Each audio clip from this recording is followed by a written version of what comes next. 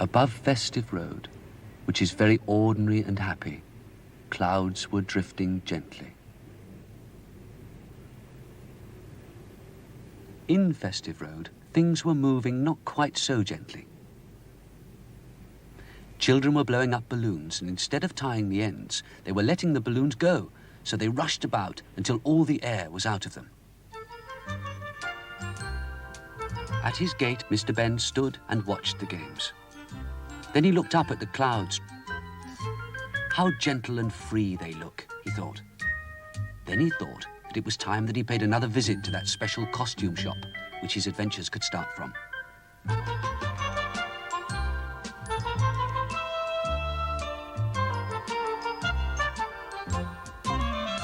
He started to look around the shop when, as if by magic, the shopkeeper appeared. "Good morning, sir," he said. "How nice to see you again. What would you like to try on today?"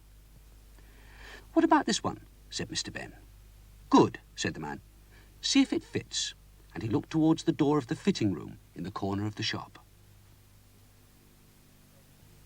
In the little room, Mr. Benn soon changed from his clothes into the other outfit.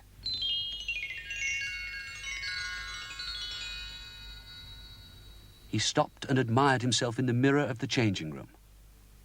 But not for long. He was too eager to go through the other door of the changing room, the door that would lead to... To what this time, wondered Mr. Benn. This time, Mr. Benn found he'd walked into a crowd of people. Wondering what the crowd was watching, he gradually managed to work his way to the front. There stood 6 balloons in a line. Very large, decorated balloons with baskets hanging underneath for people to stand in. The balloons had 2 men in each basket.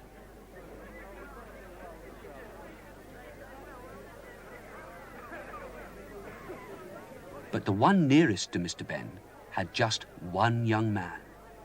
So he asked the young man what was happening. "It's a balloon race," said the young man. "We're all going to race to the next town. I would love to win, but it's very difficult against a cheat." "Who cheats?" asked Mr. Benn. "Wicked Baron Bartram, the man with the tall hat in the next balloon." Mr. Benn asked why the young man was alone. "My friend suddenly had to go," said the young man. "I think Baron Bartram tricked him to make it more difficult for me." "Can I ride with you?" asked Mr. Benn. The young man was pleased, and Mr. Benn was soon in the basket of the balloon and was told how the balloon worked. "When we want to go up, we pull in the anchor. To come down, we let some of the gas out of the balloon from this tube at the bottom."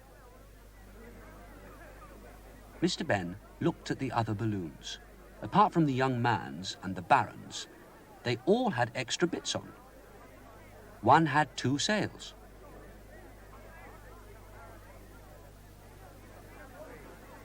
The next had oars to row in the air.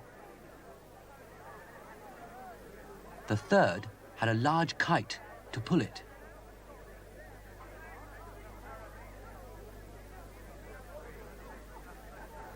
The fourth had a large propeller. "I couldn't afford any extra bits," said the young man. "Anyway, I don't trust Baron Bartram.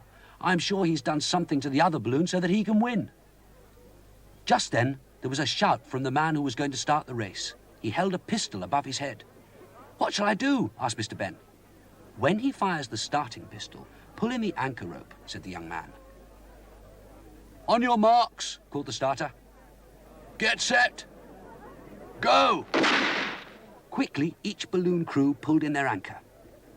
Mr. Benn pulled his in. The balloon started to rise, then stopped. He looked over the side and he noticed the balloon had been tied to the drain pipe of a cottage. "I'll bet that was Baron Bartram," he said. He gave a hard tug on the rope and part of the drain pipe came up with the rope. "We'll return it later," said Mr. Benn. "It was the Baron, all right. Look at the other balloons. He's tried to stop us all." The first had lost one of its sails, and the balloon was spinning around in circles.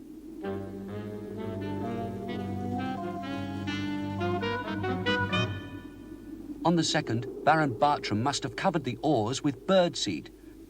The oars were lined with birds, so many that the balloon was weighed down by them. The kite was pulling the next one more up than along, and the balloon was vanishing into the clouds. On the fourth, Bartram must have turned the propeller back to front. The balloon shot off at speed, but in the wrong direction. Baron Bartram, grinning and waving, was drifting on his way. He became a bit annoyed when he saw that the young man was not so far behind as he'd expected him to be. The two balloons drifted on. The crowds were left behind and they passed over open country. Slowly, they caught up Baron Bartram's balloon and then passed it.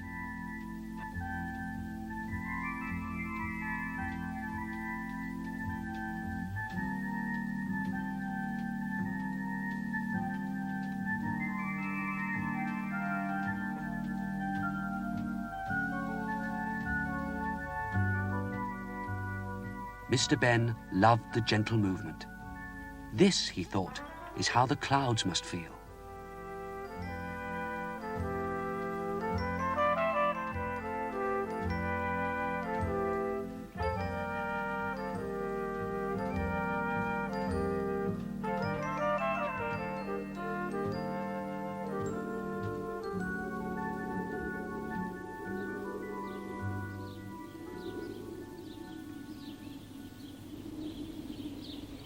They passed over a small wood and then noticed that as Bartram was about to cross it, he lowered a rope.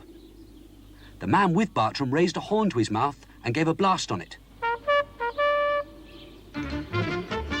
From out of the woods galloped a horse and rider. The rider grabbed the end of the rope and tied it to the saddle. Once the rope was fixed, the horse galloped off, pulling the balloon at a much faster pace. The young man and Mr. Benn had gone well ahead, but now they were being caught up again.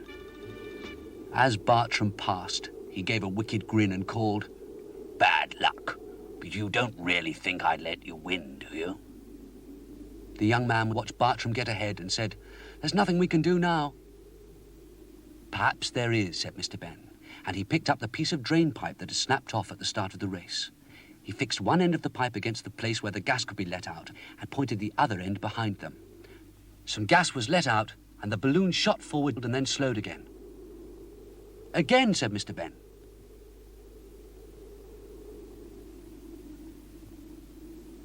"The only thing is," said the young man, "as the gas is let out, we will go down as well as along. We've nearly caught them. Keep trying."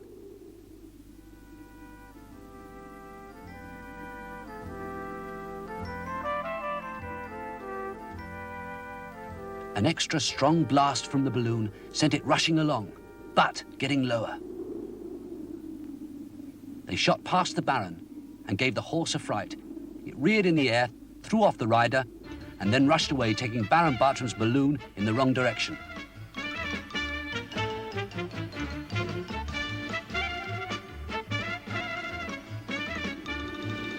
Their troubles were over. The balloon was quite low, but it drifted along just above the trees.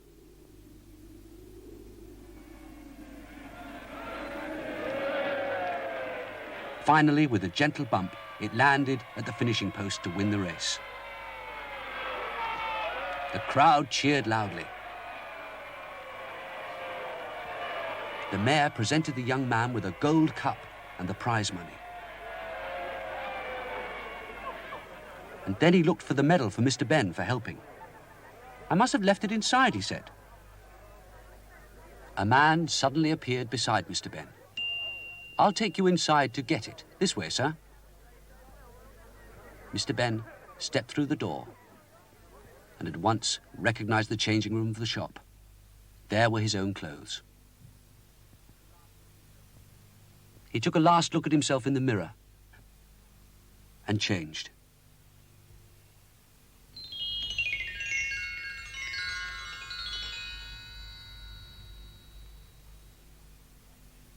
Back in the shop, he gave back the clothes. "Thank you, sir," said the shopkeeper. And then smiling, "I believe this is yours." And he held out a medal to Mr. Benn. Mr. Benn was delighted. At the door, he waved and said, "Thank you. See you soon." Mr. Benn was quite happy to be back in Festive Road with his feet on the ground.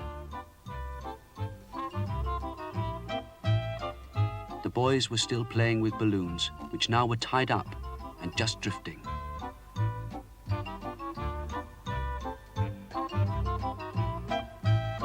At his door, Mr. Benn took another look at the medal. It had a picture of a balloon with a large number 1 on it. "I'll keep it with my other souvenirs," he said.